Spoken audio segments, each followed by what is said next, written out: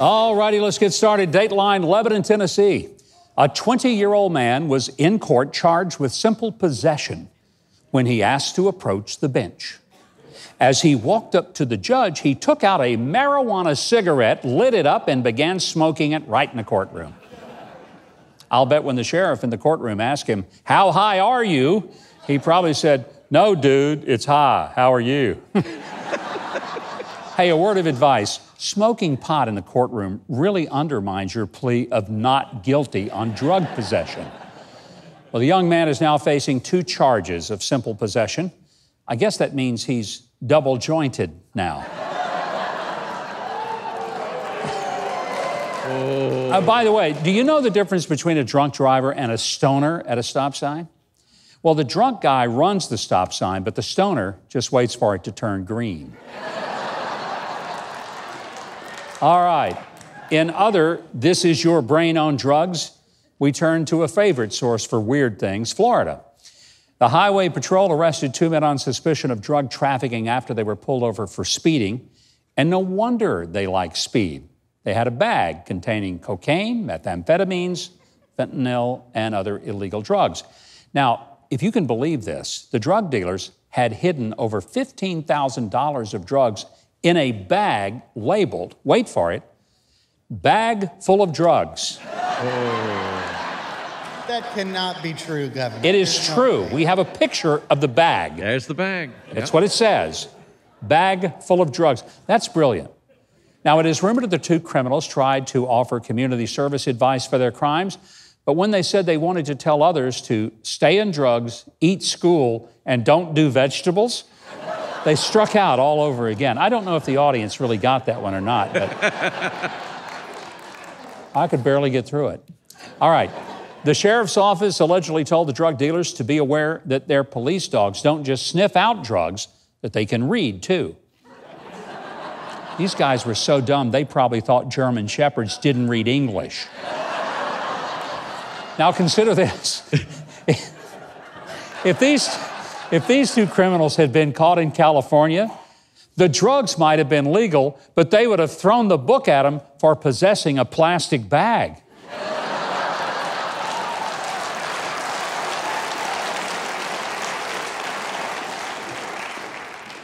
Hey, we've all known that addicted smoker who was able to shake their habit by using the patch. What about people who have other cravings that they just can't shake? Charles Spence, who's a scientist from Oxford University and a British food company called Strong Roots, is promoting a meat patch. It helps people overcome their desire to eat meat.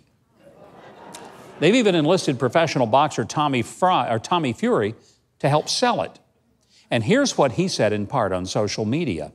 You probably know how much I love eating meat, but I'm making an effort to cut down and eat more healthy this year. The world's first meat patch has scratch and sniff technology to help with the cravings.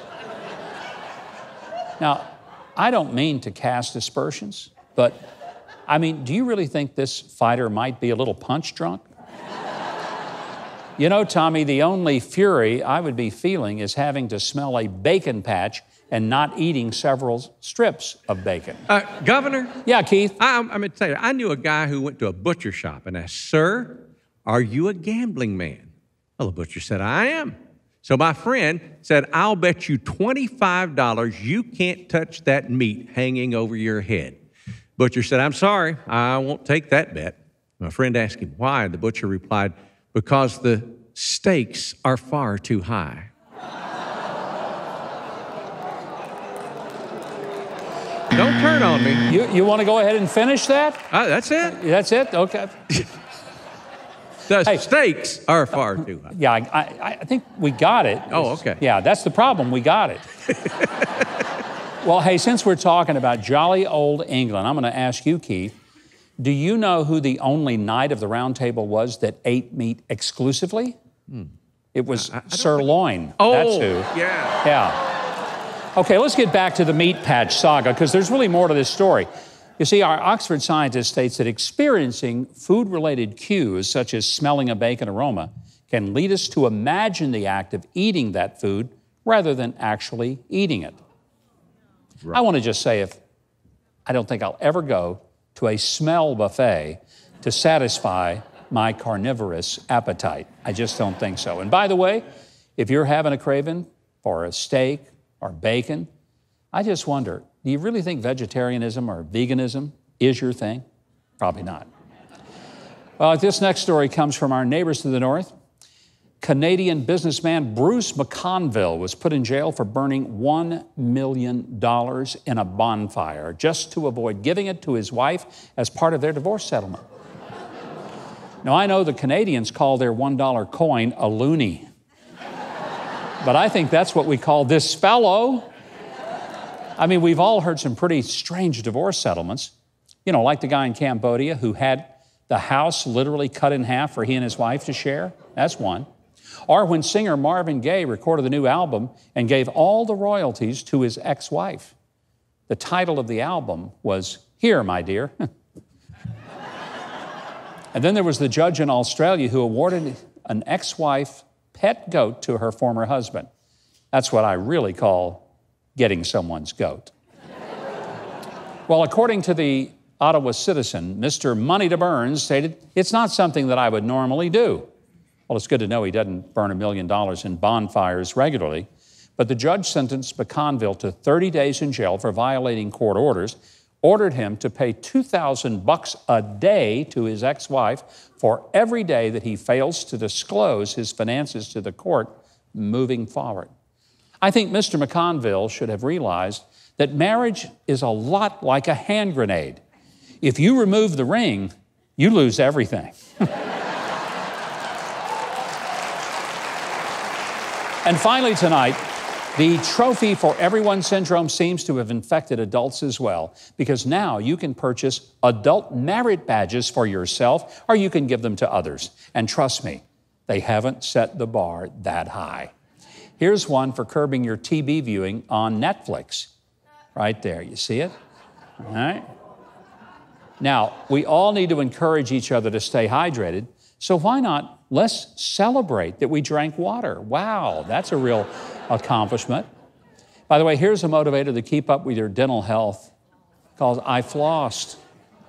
You should celebrate that. Keith, I see you've been working on your merit badges. Right. What have you got? You like that? Yeah. Oh, this is me. I tried my best. Wow.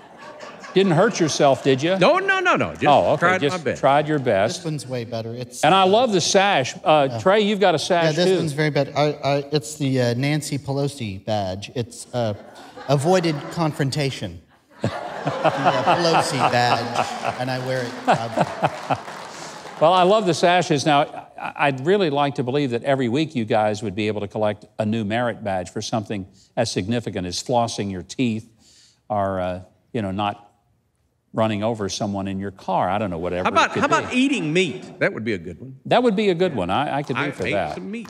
Well, we'll catch up with you each week. Well, I would be remiss not to mention that the most important merit badge anyone can earn in this day and age, it's minding your own business. Yeah. There you go. So, if you're ready to start handing adult merit badges out, or if you want to award yourself one, just know they're available on Amazon.com. Well, as if it isn't bad enough, the impeachment and the Iowa caucuses are over. We are acquitting, in case you missed it for the week. But until next time, never forget that we read the news. So you don't have to. Now, if you want more videos like that one, hit the subscribe button below and the notification bell right next to it. And if you leave a comment, positive or negative, I'll be sure that my dog Toby sees it and responds to you in kind.